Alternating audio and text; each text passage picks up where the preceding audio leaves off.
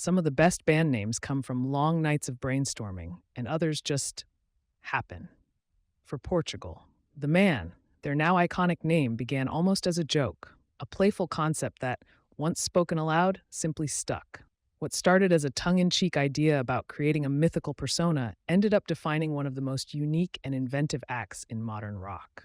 Formed in Wasilla, Alaska by John Gorley, Zach Carruthers, and friends, the band began experimenting with names while still figuring out their sound. A mix of psychedelic rock, indie experimentation, and sharp social commentary.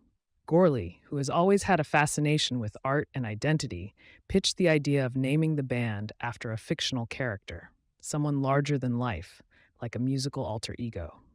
But instead of choosing a typical name like David or Jack, they decided to name their character after a country. Gorley explained that the concept behind Portugal, the man was to represent a collective idea rather than a single individual. It's like David Bowie creating Ziggy Stardust, he once said. We wanted to have a persona, but instead of one person, it would represent us all. The name Portugal was chosen simply because it sounded good, and as Gorley later admitted with a laugh, it was half serious, half joke. When someone suggested it, they shrugged and said, "Sure, why not?" And just like that, the name stuck.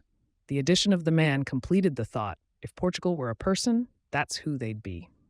It was clever, abstract, and perfectly weird, just like the band's music would become. Over time, the joke transformed into a powerful symbol of unity and creativity. The name reflected their belief that the band wasn't about ego, but about the collective spirit of making something bigger than themselves. Today, Portugal.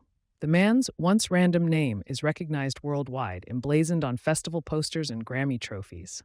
What began as a lighthearted idea among friends became an identity that perfectly captures the group's essence: clever, conceptual, and impossible to forget. Sometimes the best ideas are the ones you don't overthink.